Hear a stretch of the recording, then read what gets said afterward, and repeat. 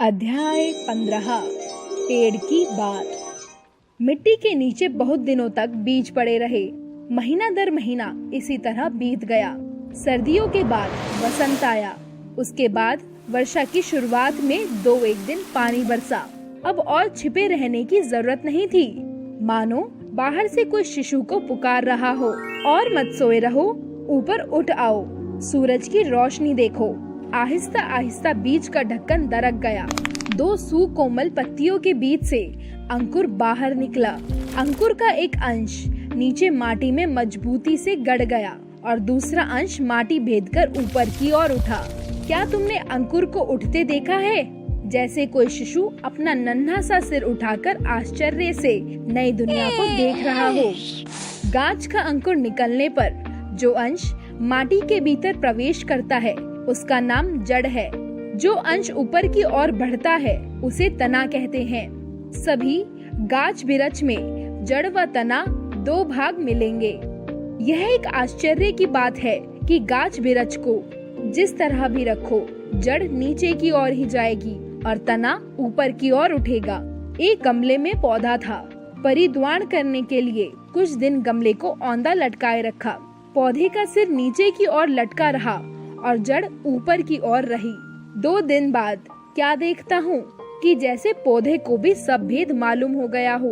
उसकी पत्तियाँ और डालियाँ टेढ़ी होकर ऊपर की तरफ उठ आई और जड़ घूमकर नीचे की ओर लटक गई। तुमने कई बार सर्दियों में मूली बोई होगी। देखा होगा, पहले पत्ते और फूल नीचे की ओर रहे। कुछ दिन बाद पत्ते और फूल ऊपर की ओर उठ आए होंगे। हम जिस तरह भोजन करते हैं, गाछ बिरछ भी उसी तरह भोजन करते हैं। हमारे दांत हैं, कठोर चीज खा सकते हैं। नन्हे बच्चों के दांत नहीं होते, वे केवल दूध पी सकते हैं।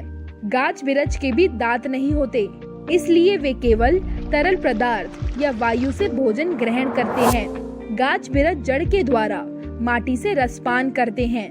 चीनी में पानी डालने पर चीनी गल जाती है। माटी में पानी डालने से उसके भीतर बहुत से द्रव्य गल जाते हैं। गाछ बिरछ वही द्रव्य सोखते हैं। जड़ों को पानी न मिलने पर पेड़ का भोजन बंद हो जाता है और पेड़ मर जाता है। इसके अलावा गाछ के पत्ते हवा से आहार ग्रहण करते हैं। पत्तों में अनगिनत छोटे छोटे मुंह होते हैं। खुर्दबीन सूक्ष्मदर्शी यंत्र के जरिए अनगिनत मुंह पर अनगिनत होठ देखे जा सकते हैं। जब आहार करने की जरूरत नहीं होती तब होठ बंद हो जाते हैं। हम सांस लेते हैं और उसे बाहर निकालते हैं तो एक प्रकार की विषाक्त वायु बाहर निकलती है। इसे अंगारक वायु कहते हैं। अगर यह जहरीली वायु पृथ्वी पर इकट्ठी होती रहे तो तमाम जीव जंतुओं के लिए जहर है। गाछ बिरछ उसी का सेवन करके उसे पूरी तरह शुद्ध बना देते हैं। पेड़ के पत्तों पर जब सूर्य का प्रकाश पड़ता है तब पत्ते सूर्य की ऊर्जा पाकर अंगारक वायु से अंगार समाप्त कर देते हैं। पेड़ पौधे प्रकाश चाहते हैं। प्रकाश न मिलने पर वे बच नहीं सकते। गाछ बिरछ की यह कोशिश रहती है कि किसी तरह उन्हें थोड़ा सा प्रकाश मिल जाए। खिड़की के पास गमले में पौधे रखो, तब तुम देखोगे कि सारी पत्तियां और डालियां अंधकार से बचकर प्रकाश की ओर बढ़ रही हैं। इसलिए बेल लताएं पेड़ों से लिपटी हुई लगातार ऊपर की ओर बढ़ती रहती हैं। पेड़ों पर मुस्कुराते हुए फूल देखकर हमें कितनी खुशी होती है। शायद पेड़ भी कम खुश नहीं होते।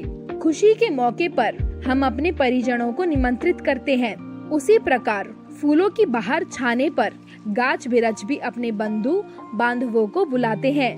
वे प्रेम भरी वाणी से पुकार सकते हैं, कहाँ हो मेरे बंधु, मेरे बांधव, आज मेरे घर आओ। यदि रास्ता भटक जाओ, कहीं घर पहचान ना सको, इसलिए रंग बिरंगे फूल के निशान लगा रखे हैं। ये रंगीन पंखुड़ियाँ दूर से देख सकोगे। मधुमक्खी और तितली के साथ भी बिरछ की बड़ी गहरी दोस्ती है। वे दल बल सहित फूल देखने आती हैं। कुछ पतंगे दिन के समय पक्षियों के डर से बाहर नहीं निकल सकते हैं। पक्षी उन्हें देखते ही खा जाते हैं, इसलिए रात का अंधेरा गिरने तक वे छिपे रहते हैं। शाम होते ही उन्हें बुलाने की खातिर फूल चारों तरफ सुगंध ही सुगंध फैला देता है। गाछ अपने फूलों में शहद का संचय करके रखते हैं। मधुमक्खी व तितली बड़े चाव से मधुपान करती हैं। मधुमक्खी के आगमन से बिरछ का भी उपकार होता है। तुम लोगों ने फूल में परागकण देखे होंगे। मधुमक्खियाँ एक फूल के परागकण दूसरे फूल पर ले जाती हैं। परागकण के बिना बीज पक नहीं सकता। इस प्रकार फूल में बीज फलता है। अपने शरीर का रस पिलाकर बिरछ बीजों का पोषण करता है। वह अपनी संतान की खातिर सब कुछ लुटा देता है। जो शरीर कुछ दिन पहले हरा भरा था, अब वह बिल्कुल सूख जाता है। अब उसमें अपने ही शरीर का भार उठाने की शक्ति नहीं रह पाती। एक एक करके सभी डालियां टूट पड़ती हैं। अंत में एक दिन अकस्मात पेड़ जड़ सहित जमीन पर गिर पड़ता है। इस तरह संतान के लिए अपना जीवन न्यौछावर करके पेड़ समाप्त हो जाता है।